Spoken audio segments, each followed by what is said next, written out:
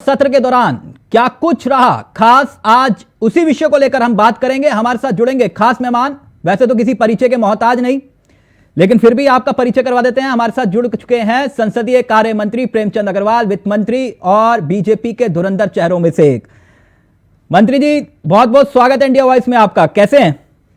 बहुत बहुत धन्यवाद। मुझे लगता है तिलक जी की आवाज है। हाँ, बिल्कुल सही पहचाने आप मंत्री जी, बहुत बहुत शुक्रिया। तो कुछ पुराने अंदाज में ही शुरुआत करते हैं। अग्रवाल जी, जरा उत्तराखंड की आवाम को बताइए कि आपने उत्तराखंड को इस विधानसभा सत्र में क्या दिया सरकार की तरफ से। देखिए, निश्चित रूप से जो हमारा ये सत्र चल रहा है और बड़ा व्यवस्थित, बड़े अच्छे ढंग से चल रहा है। कल से विधानसभा सत्र शुरू हुआ उत्तराखंड का, और जो मुख्य इसमें है, हमारे यहाँ जिस प्रकार से महिला आरक्षण विधेयक है, हमारे आंदोलनकारी क्षति आरक्षण वाला विधेयक है, साथ में अनुपूरक बजट जी, वो हमने पेश किया है। वैसे छोटे छोटे कुछ संशोधन और भी हैं जिनके विधेयक हमने पास किए हैं, लेकिन जैसा आपने प्रमुख विषय रखा तो मैंने प्रमुखता से ये बात आपके सामने रखी है। और मैं धन्यवाद देना चाह रहा हूँ माननीय धामी जी को, जो हमारे माननीय युवा मुख्यमंत्री जी हैं, जिन्होंने महिलाओं के लिए और आरक्षण के लिए इसी सत्र में, जैसा हम लोग कहते भी थे, उसको हमने यहाँ पूरा अपना किया है। और साथ में आप देखिए कि आप जानते हैं कि बजट जब आता है तो कुछ उसके बीच में कुछ आवश्यकताएं कुछ विभागों को रहती है, या कोई इस बीच में कोई नया परियोजना लानी होती है, तो उसके सापेक्ष अनुपूरक बजट लाना होता है। वो भी कल हमने पटल पे रखा है, और आज विभागवार उस पर हम लोग जो है सदन में उस पर बातचीत करेंगे। और मैं उम्मीद कर रहा हूँ कि हमारा ये बजट पूरी तरह से पास भी हो जाएगा।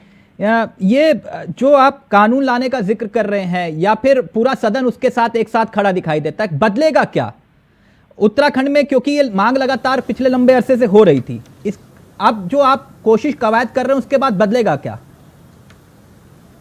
कौन से विषय पे आप कहना चाह रहे हैं? मैं महिला कानून का जो जिक्र आप कर रहे थे।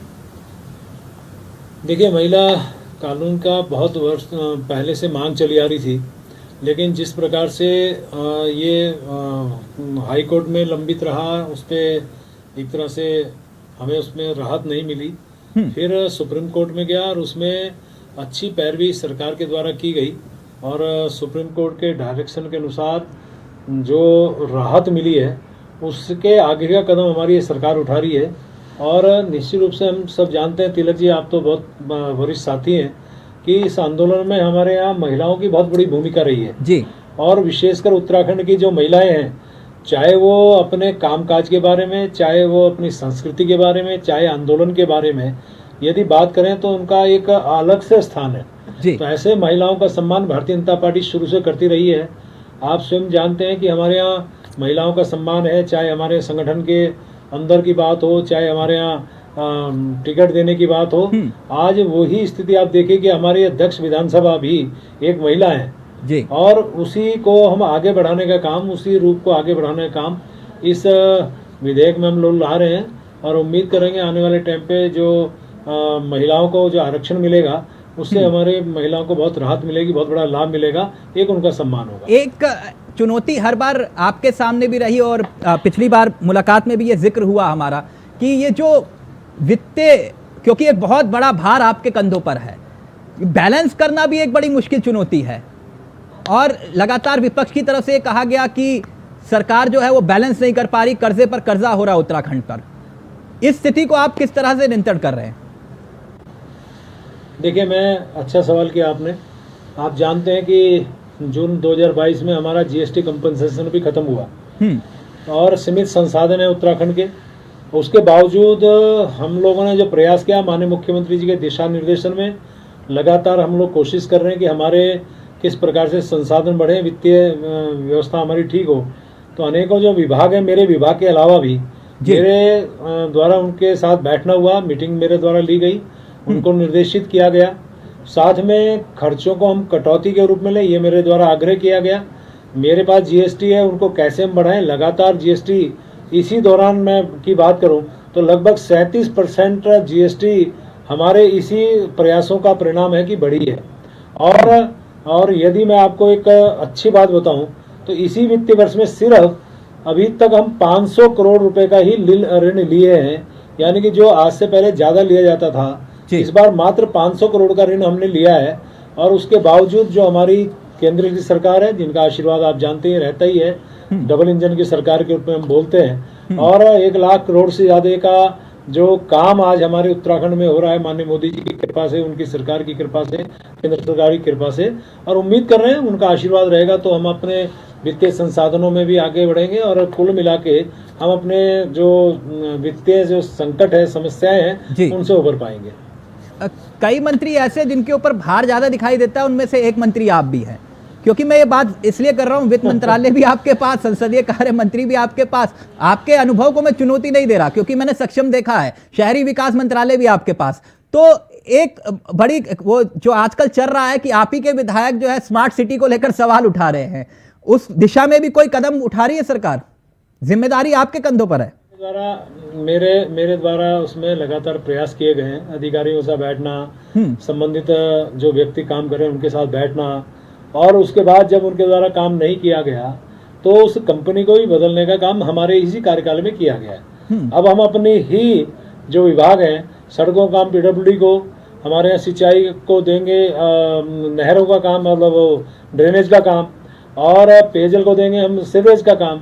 जो हमारे विभागीय का जो एजेंसी है उन्हीं के द्वारा हम करा रहे हैं, और पहले से बेहतर स्थिति में हम लोग काम भी कर रहे हैं, अच्छा काम भी कर रहे हैं, गुणवत्ता परक भी कर रहे हैं, समय पे करने का काम करेंगे, और बहुत से काम हमारे पूरे भी हुए।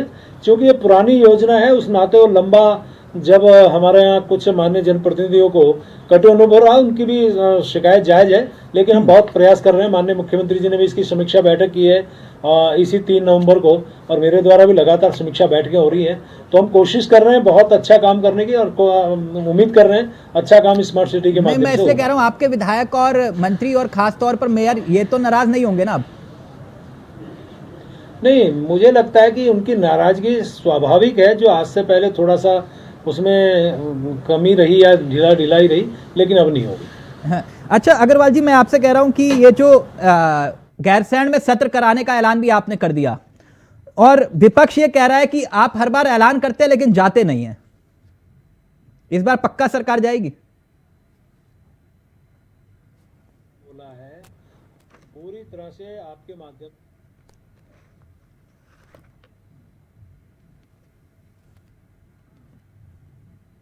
प्रेमचंद अग्रवाल जी, आपका ऑडियो डिस्कनेक्ट हो गया। थैंक यू सो मच, लेकिन आपने वक्त दिया इंडिया वॉइस के लिए, बहुत बहुत शुक्रिया आपका। तो ये थे हमारे साथ संसदीय कार्य मंत्री प्रेमचंद अग्रवाल, जो बता रहे थे कि सदन के भीतर क्या काम हुआ और सदन के बाद क्या काम सरकार करने वाली है, यानी कि रोड मैप।